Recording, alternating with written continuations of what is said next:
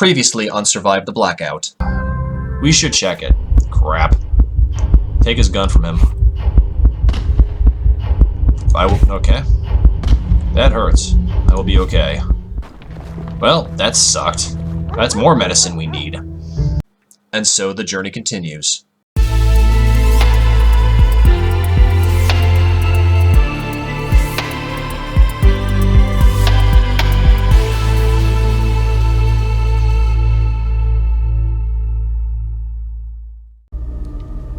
What's up, y'all? Boogie Knight here, and welcome back to Survive the Blackout. When we last left off our cast of miscreants, we had recently abandoned the city, and we had the choice of either going to the farms or the lakes. Now, in episode 1, before my last character probably died, it said that the farms were pretty well picked over, so that's why we deviated and went to the lake. Once again, I hope everybody is enjoying this. Thank y'all so much for continuing to support me. Once again, this is a big thank you to Baby Bison Games for giving me a free copy of this game. Hence why I'm not giving this video sponsorship by Christoph. My apologies, Christoph. It happens. Okay, so let's just do a quick recap and see what we got. Alex is in pretty decent health. And same case, Boris took a hit last time. He's a little bit hungry, but we're okay for the most part. We're not going to sleep right now. It's still pretty early. We've got 1 medicine, 1 food, 4 energy drinks, and no booze. Or as they say, mood boosters, because, you know, you can't spell booster without booze. Let's just go ahead and have a bit of a chat, and then we'll hit the road. So let's see about Anne. You're nice. I thought all adults are mean and sad. Why? You know, because they're adults. Mom and Dad were like that. Ooh. Damn, that was savage. Your dad had some problems. It doesn't mean they didn't love you. Okay. Boris, what do we got? I don't know if y'all can hear that, but I do like the little audio in the background. I really do like this pixelated thing. It's such a callback to old 90s adventure games like the Monkey Island Saga. Actually, we probably shouldn't dally. I'm noticing... We should probably hit the road because I'm noticing the satiety is going down just a hair. We packed up camp swiftly. The light awaits us. So I'm kind of curious to see how this is going to Okay. The house creaked and seemed empty, resembling one of those haunted mansions abandoned a long time ago. We need to get food. I think last time we didn't have a lot of luck in the basement, so let's go ahead and get closer. It seemed wretched. We should search. Holy crap, we got a lot of things to do. No. Actually, let's see if Alex can tinker with it. Hey! Nothing. Bollocks. Nothing. Anything in here? Tinker. Okay, we got the kitchen, so we should need to find one thing. We need to get food. And we found nothing. We can do one more, and we found nothing. Hooray. The house creaked as if it bid us farewell that way. Yeah, you don't say. We arrived at a bridge stretching across a narrow canal. As we were crossing it, we smelled a foul stench coming from beneath us. It was an overwhelming chemical odor. We should probably continue. If there's chemicals, that's probably bad for business. We arrived at a place that quite obviously was a toxic dump. The serenity of its surroundings well, yes, serenity was spoiled by foul smell and heaps of garbage. Our skins got irritated just by being there. The sooner we're gone, the better. Yeah, we probably shouldn't dally. That would definitely cause some health issues. Things went down just a little bit, though. Interesting. We started to cough intensely on our way from the dump. Whatever was there was probably contained. It was somehow just not left out in the wild, so there's nothing for us there. Okay, that might have been my gaffe. We should have avoided that. Oh, God. A strange group appeared nearby. Hidden from sight, we could safely overhear them making laugh of the only girl in the group. You know, we could ambush them for resources, but it says strange, so let's just go and listen really quickly. They laughed in the girl's face for her feelings to her last setup, a naive boy who believed Faith could help him. It made him easy prey for them, especially with their cult-like dress-up. Oh. Do we? Yes, we do. We grabbed their closest backpack silently, not alarming the group somehow. When we sneaked away, we heard cries and screams. The group accused the girl of the theft. No changes in that. It's life now. No changes. We're okay. We got 2 food and we got 5 energy drinks. That is, you know, I'm not going to pat myself on the back, but we did come out as relatively unscathed. So at the very least, Boris, who apparently has gets hungry all the time, I think we'll be okay. Besides, it was a cult. And a cult is a cult is a cult. It's best not to be a part of that. So we can go a few more screens, and then we can probably need to stop to eat. We need to get more, though. Sarah's not here. The road led through a thick forest. Its shadows and calmness offered some relief. Suddenly we heard a gunshot. We ducked, but quickly realized that the shots weren't aimed at us. What shall we do? Here we go again. Now, last time we decided to take the indifferent approach. It didn't work out in our favor, but I think we should go ahead and try just in case. Okay, we need to... Let's kill it and take some meat for ourselves. Okay, so we started looking for the source of the gunshot and found a limping, wounded deer. It seems whoever was hunting it didn't manage to kill it. Yeah, we need that. Morale dropped, but we need the food. Finishing it off wasn't easy, even though the deer didn't put up much of a fight. Okay, morale is still okay. Okay, so we need to stop the camp because... So we'll sleep and then we'll eat, because now we have 3 meals. We slit its throat, cut out a portion of meat for ourselves, and left the rest for the hunter that shot it. Makes sense. It's never easy to kill, but sometimes it's, yeah, true. Okay. So let's sleep. Now let's talk to Alex first, and then we'll sleep, then we'll eat. Because it's going to drop our satiety. Actually, hey, our satiety is actually pretty good. So let's actually, what we can do then is we've got enough energy drinks. I think we could probably just chug a couple of those for stamina purposes. We got 5. So let's see. Boris. Let's give him... See, let's just take a look, really. Boris took out energy drinks out of our backpack. Should he use it? Yeah. Okay, so that kind of rebounded things. So I think if we do the energy drinks, we got enough of a stockpile. I think we should be okay. Boris's health. Okay. And... let's go ahead and drink one. Yeah. Alex, you know, why not? Resources, energy. Chug that. Let's look at the, hang on. We still have a blanket. Necessary for a good night's rest. Okay, so we really can't use that as anything else. So we're still doing okay. So with that, let's go ahead and keep hitting the road. How hard we hit it? You don't know. Sorry. I'm awful. I apologize. Oh. During our journey, we found a store. It looked like a typical small city store that covered most of the goods such a place would need, from alcohol to cosmetics. Rush in and search. There has something there. Let's check the back door. The back door was barred, so we couldn't go this way. However, it seemed that no one would bother. We came in using the front door. Let's take a risk. Alright, so we have 8 things we can look at. Let's go ahead and take a squint. Sorry, that was Ray texting me. I'll get back to her in a wee bit. Okay, so obviously medicine is key. Food would be good. We could probably get 4 or 5 searches. Nope. Of course. Nope. Hooray. Hey, we got medicine. Okay, cool. I'll take it. And of course, no, see, we could take the risk, but I don't really think we should right now. Boris is still not in the peak of health. We did find medicine, so that's not too bad. We saw a group in the distance. Its leader was a woman. They looked like they were looking for something. Come closer. They might be friendly. Run away. Hide. Let's go ahead and hide really quickly. They moved past us, talking about the new and old camps and attack that happened and the resources they had. They were hoping to find more. Resources? Yeah, sure. The woman said that they had enough resources, but she was seemed worried. It's okay. Was she lying to keep her own people's morale up?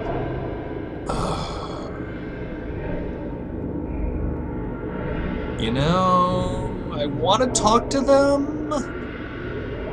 But there's 1, 2, 3, 4, 5 of them. You know what? We haven't done an actual group session, so let's go and talk.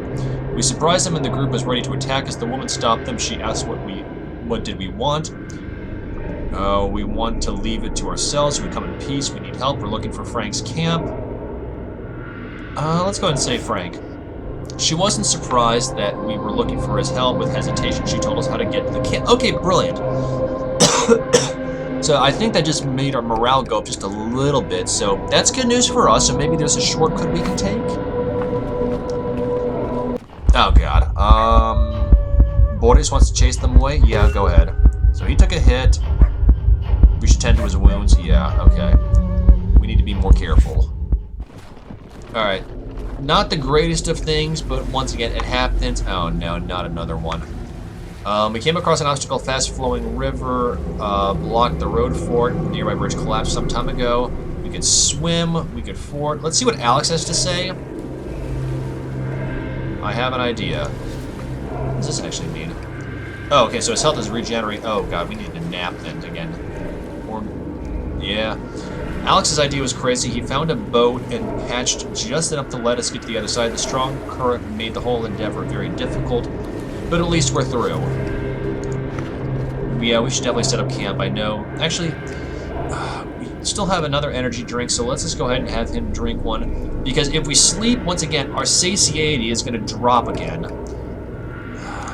Yeah. Oh, sorry. Wait, what is this? The savior, your actions are more empowering. Okay. That's kind of cool. Okay, let's look at Alex then. Okay, handyman. Small and underestimated. Well, Anne is actually, she's had some pretty decent ideas. Okay, let's give him another energy drink. We gotta keep moving. We keep napping. So his health is still doing okay. I owe you one. It's all good. We still have one energy drink left. So what do you guys think about this game so far? Frankly, I'm enjoying it. I mean, we could have... There is an option that we can opt out of QTEs, but since we are trying to go for the full color experience, that's kind of why I wanted to leave them in. Okay, let's keep going. An old man frantically shouted at the distance. After a moment, we recognized the words, "Pam, where are you?" he cried. I almost said that in Deckard's voice, good lord. "Pam, where are you? Stay a while and listen." Not paying attention to us whatsoever. I'm going to hell, I know. Come up to him, rob him, we should leave him alone. We're not robbing him. That's not what I'm wrestling over. But I don't know if he's gonna attack us. You know what? Let's go for it. Why not? Morale just skyrocketed for Anne. The man continued calling some Pam. He looked lost, as if he didn't fully comprehend where he really was. Something's not right. Yeah, I'm gonna go with that. As we observed the man, he frantically tossed himself around the place to finally sit down. Are you... Yeah. See, morale could drop if we say we should leave him, because don't forget, Anne and Boris are idealists. Let's do it. The man seemed lost. That moment, a kid walked by us and took his hand, saying, "It's all right, Grandpa, let's go back." Well, we found them. We could ask if they need... Okay, the kid's there. You know what? Let's just go all in. The boy shook his head. His grandfather was off his medication. He couldn't comprehend that his daughter died 3 months ago. Yeah, let's keep going. Well, that sucked. Walking through the high grass along the lake, we were being eaten alive by mosquitoes and other insects. Did those things get nastier after the blackout? We don't have jackets. Okay, Alex, let's stop for a second.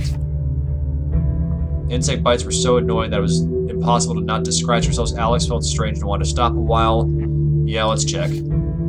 After a short checkup, we found several ticks on Alex's clothes. Yikes. It's good that we found them before they latched on. Whew! Ugh. Ticks and leeches, not good. Oh god. Distract them by... No. Fight in a small group, fight with a bigger... Small group, go. Run!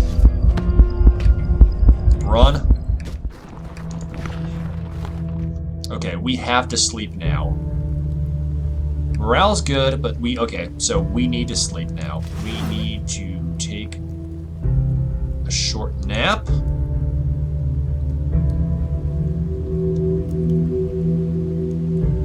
Still not the greatest.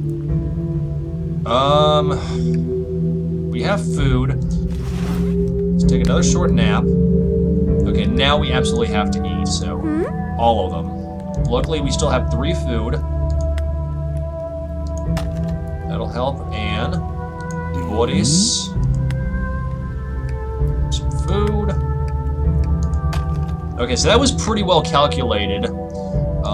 How to manage the sleep patterns. Because if we ate, then slept again, it would probably screw us again. Okay. We still have 1 medicine left. I mean, we could use it on Boris, since he is still below the halfway point. Wow, Alex really took the hit on that. Onward and upward. I don't know if we're going to die this round or if we're actually going to make it to Frank, but my goal is for this episode to maybe get out of the lakes and on to the next point. Let's see. Okay. I wish there was a way we could tell to see how close we were to Frank's camp. When we got to the farms, don't forget, we were 294 kilometers. From a distance, we saw a dirty kid sitting in front of the house, sobbing. After a moment, his name was called from inside, and the kid shrugged but didn't move. We've dealt with this in the last episode. We could talk to the kid. I don't think this has any negative impact on Anne. But let's go and just go closer and see what happens. As we approached the house, we heard some screams and shouting that stopped for a moment as we put our feet on the creaking porch. Asked the kid, let's listen more. The screams got louder. We heard a woman's voice try to defend someone. The kid who stayed next to the road went utterly silent, terrified. Wait. As we heard another scream which stopped as if cut with a knife, the house went silent. The kid on the road started shaking nervously. This will give him a tough view on life. Blackout only triggered what was wrong earlier. Why the kids have to suffer so much? Yeah, I'm with you on that. Look at the morale, though. It's just up there. From the distance, we heard the father of the year yelling at his family. Yeah, let's do the Boris approach. With all the strength he had left, Boris kept himself from going back there and killing the bastard father. His protective instinct won that time, and he didn't want to risk our lives for that. The shouting stopped short. Let's go. You know what? Let's do this. Let's backtrack. Both the kids stood outside, the older daughter hugging the brother. Black-eyed wife with a bloody knife went out to the porch. The daughter hissed, "I told you to stay away." Make sure the kids are safe. Let's do it. We're going all in on this one, y'all. The wife seemed to be capable of taking care of the children. In short words, she ordered them to gather their things. They were moving away. At least some quote-unquote good came out of this. Oh, man. We have to have a closer look. With an untouched entrance at the apartments, we have to get food. We notice old signs of forced entry. We have to look. We need food. And there's only... Okay. Boop. Boop. Boop. And... Oh. Tinker. There we go. Nothing. Okay, we can...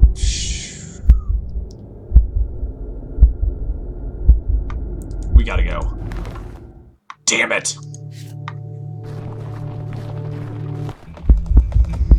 Move away. A minute longer, the pole would have fallen one of us. Is everyone okay? Morale's up? Good. Nothing much happened to us, yet we promised ourselves to be more careful in the future. I feel like I'm more concerned about food. The day was scorching. We got off the road to walk in the shade of the forest. After a while, you came across a dead deer. Flies were all over. It started to smell. Yeah, let's see if it's fresh enough to eat. The deer was shot by somebody left behind a while ago. It's warm, so the rot set in pretty quickly. The smell is nauseating but bearable. Oh, we don't have a knife. Let's go before an armed hunter comes. Damn it. Even the shooter failed to track the deer. They could be somewhere in the area. Let's put some distance between the unknown armed person to us. Better safe than sorry. Not much to gain here anyway. Since we have 2 idealists, we better do the safe than sorry. Distant gun shop stalked us in a track. Should we check out to see what's happening? It's not our business. We need to check it out. There could be some stuff there, so let's go ahead and do it. The sounds of gunshots had testified as we climbed the hill and saw a bunch of buildings at the base below us. 2 groups of survivors were fighting. What should we do? Let's wait. Morale dropped. Oh boy, boys. The bandits killed a group of survivors, took everything that could be of use. When they finished, they disappeared among the ruins, leaving only mutilated corpses. We couldn't have helped them. It was too risky, yeah. We saw a strand of smoke in the air at first, then we heard some heavy cursing coming from one of the houses. Cautiously come closer. As we came closer, we heard curses and painful moaning. A man was bent in half in front of us. He didn't see us. Alex, go. Alex's interest in the generator shocked the man. He tried to restore electricity, but to no avail. It was another attempt and completely lost hope. What happened? Let me try. The man was too surprised to protest in any way. He took his time to dress his wounds while Alex tinkered with the generator. The young man was entirely consumed by it. A little longer.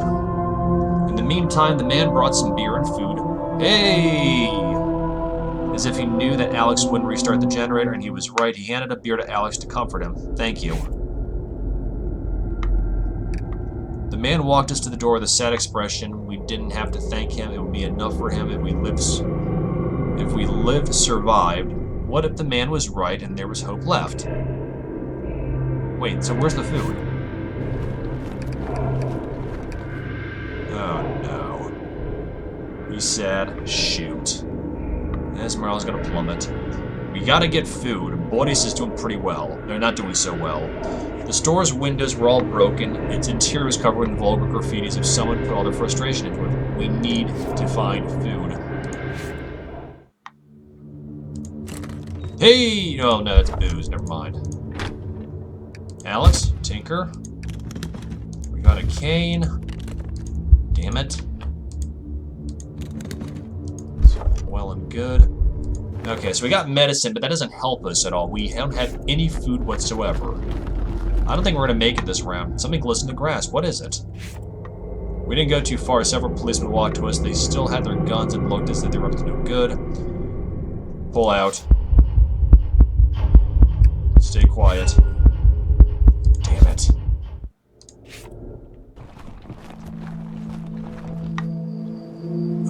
From a distance, the farm looked untouched. Check the place. Yes. A sturdy man came out to meet us. He said he had no meds to offer and asked what did we need. The farm was in great shape, mostly buildings intact. Asked if he could help you. He didn't see why he needed to. His home was ready for the apocalypse way before the blackout, and now he was benefiting off of it. Helping freeloaders wasn't in his interest. Work for food. He shook his head, explained he had enough farmhands. Taking pity on us, he offered us some veggies and a loaf of stale bread. Somehow it was the best bread we ever had. Hell. A strange pair approached us, a bit timid at first, desperately trying to start a friendly chatter as if they had something in mind. We need food, let's rob them. Taken by surprise, they didn't resist. Their pockets were almost empty, as if everything was donated. They ran as soon as they could, shouting about God's anger. Let's go. Damn it. Okay, let's go through a couple more screens, and then we gotta stop. Oh, we unlocked Jack. Brilliant. It was a long journey, but we finally found Frank's camp. Let's go. We hoped it would be a haven, but we saw it was dreary. It was filled with people suffering from some strange illness. Let's talk to the people. Oh no, she's sad too. Bollocks. The camp was held together by Frank, but the last few weeks were tough. Meds were running low. Why is she upset? No, she's probably because seeing this. Meds were running low and more people were getting seriously ill. Some only waited for death. Don't they have any medical help? Let's keep our distance. Yeah. It was easy. People kept their distance, but we were still free to watch how they looked and acted. Their poverty was easily visible. How much did they lose to the blackout? We can't stay in one place. As we moved through the camp, hungry eyes followed us. How many of those people were on the brink of starvation? When was their last meal? Yeah. Let's go find Frank. Frank's tent was a bit larger than others, but it wasn't in any better state than others. It was larger but not better. We approached with hesitation, not sure what we'd see inside. We entered the tent to meet Frank. The camp leader eyed us carefully, then explained that he was expecting someone else. He seemed disappointed. He didn't make it. We're sorry. He told us to find... Yeah. Okay, so Anne's back up to normal status. He told us to find you. Frank chuckled. Did you expect our haven would look like this, he asked. The doctor was supposed to help them with an illness that used to be easily treatable before the blackout. It's supposed to be a safe haven, but Alex, you still survived. They lost people to diseases, hunger, and fights. It was stable now, but for how long he wasn't sure. He couldn't promise us any safety here. What about the promised help? Yeah, all Frank could do is let you stay the night without the doctor. Okay, so this should hopefully give us some... I doubt it because we don't have any food. Without the doctor, things changed. He had to take care of his people. We understand it's difficult. Frank hesitated but stood his ground. He knew he promised the doctor any help he would need, and he didn't like going back on his word. There were enough reasons for him to say no, however.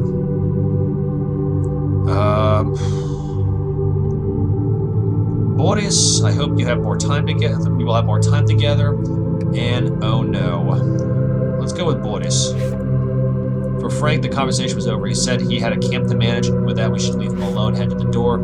At that moment, a woman entered to the tent and hugged Frank. It was his wife, who seemed pale and exhausted. Apparently she knew about the doctor's demise. Are you okay? She wasn't willing to share, saying that it was quote-unquote nothing. Frank looked worried as we were leaving. They started arguing. We heard mention of making sacrifices for others. We should go. We decided to spend the night at... Hey! Look at that! Look at that! Live to fight another day. Alright, so we are full health, almost full satiety. Stamina's good, morale is good.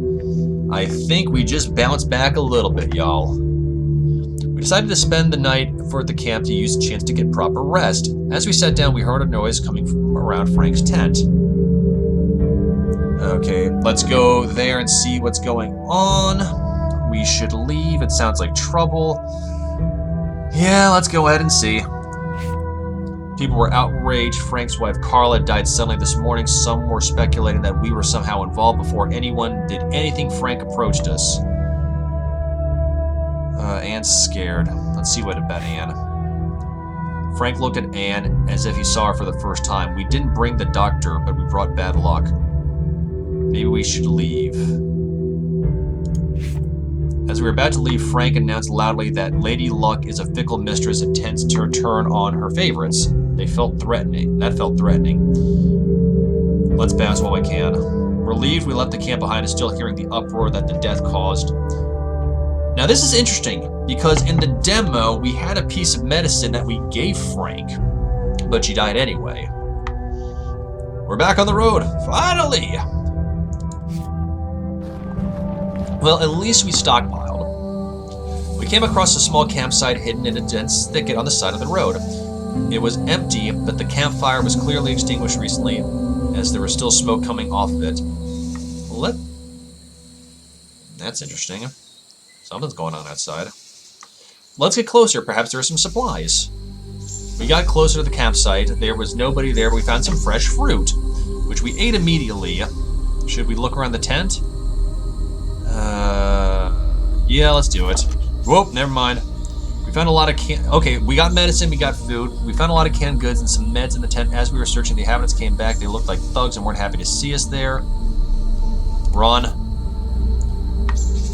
We managed to escape with stolen supplies in tow. The run was really exhausting. Understandable. At least we escaped. You know what? Hashtag, let's go. Alright, so we're getting a little bit more... Whoa, okay. We saw a white feathered carcass nearby. That's not a Stevie Nicks song. No one's gonna get that reference. It looked like a fresh kill, but there was nobody around to claim it. The area around the dead bird was muddy and covered with paw prints. Let's scout. We heard barking in the distance, so we decided to follow the tracks, only to find more and more blood along the way. We realized those were wolf tracks. Wolves could mean trouble. We don't have any weapons. We saw a scared dog whining, but it ran away as soon as we tried approaching it. Whatever happened here, it didn't seem safe. We should have seen if we got meat from it. Oh well. We're doing alright. A man ran towards us with a small pack in his arms. What is he into? Hide from him. Hit the deck. The man ran next to us, not stopping, holding some packet close to his side. The pack looked like it was precious for him. Whatever it was, yeah, let's go our own way. What a strange encounter it was. Yeah, you don't say. We proceeded our way, hoping it was the last odd thing to happen to us for a while. Interesting. Okay. A bunch of strangers was aggressively throwing out someone from a derelict building. What shall we do? Come closer.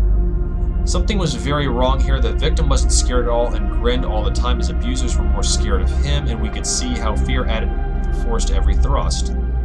Let's ask what bystander what's going on. Good lord, Boris is just having the time of his life. The man supposedly earned it. He snapped after the Blackout, then tried to kill someone because, quote-unquote, the light said so. He laughed maniacally until he took his last breath. What use is of a group if they treat you like that? Let's go. No changes to morale, that's okay. We should stop and sleep in a little bit. We found ourselves at the border of a great city. Should we go straight ahead deeper into the city or walk through the suburbs? I think suburbs are probably a better option. I think sprawl is not the greatest of ideas. I feel like if we go into the city, it could cause more... They're all kind of crazy things. I feel like that could be more dangerous.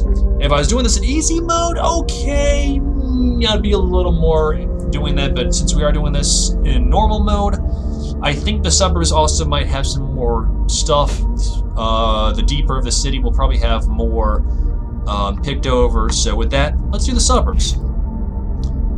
And I think we'll go ahead and find a place to camp and call it a session. The suburbs were disturbingly silent as all the kids and pets were taken away from the roads. So let's go ahead and do one instance, and then I think we'll be at a good place to call it a night. Beyond the fence, we saw an encampment. People talking in low vases and low vases. They were talking like low things to hold plants, and some stew cooking over the gas stove. The camp was situated by a building that seemed derelict. They looked well off. Let's go ahead and observe about going back to Frank's camp and how hard it was to get all the supplies. Interesting. Someone caught us off guard and dragged us to the campfire demanding answers. Why were you lurking around? What's our business? Bugger. We're running from Frank's camp. Let's be honest. Our story made them realize that the situation is far worse than they thought. The group hastily packed up and left us, warning not to follow. They left nothing behind. Okay, so I mean, we could have probably been peaceful. Let's do one more instance, and then I think we'll call it a night, because it is getting pretty late. Just as well, Anne needs to rest. We heard crying first, and then we saw a woman holding her unconscious kid in her arms. Oh, God, we're back in this situation. Let's check up on her. The woman wept, cuddling her kid in her arms, and asked if we saw the bastard who recently ran away from here. Can we help you? She shrugged. What she had left in this world was gone. Her son was gone. She just wanted to be left alone. Shoot. Okay, let's go ahead and set up camp. Okay. So, I think this is as good a place as any to stop for tonight. We got to the next area. That's good news. We were lucky to find Frank's camp. We still need to get food, but I think if we sleep it off tonight, we should be okay. And then I think we'll go see what the suburbs hold, and maybe we will have to go into the city. I'm not sure, but we'll just play it by ear. Yeah, I'm really enjoying this game so far. Once again, I like the fact that things change. It's procedurally generated. You have to make snap-to decisions here and there. I'm really enjoying this, and I hope y'all are too. But of course, My opinion doesn't matter. Y'all's does as well. So please let me know what you guys think in the comments below. Keep me posted. Let me know if you would do anything differently, what you would do to manage your resources. And here's the question I want to pose to y'all. In the QTE section, what would you do? Would you be more aggressive? Would you run? How would you handle it? Let me know. I do read every comment, and I try to reply to every comment. And once again, a big thank you to Baby Bison Games for giving me a key to this. If you like the game, please let me know, because I am going to be doing a giveaway on my Discord. And as always, a big thank you to Christoph Frey for being a sponsor of the Boogie Night Project.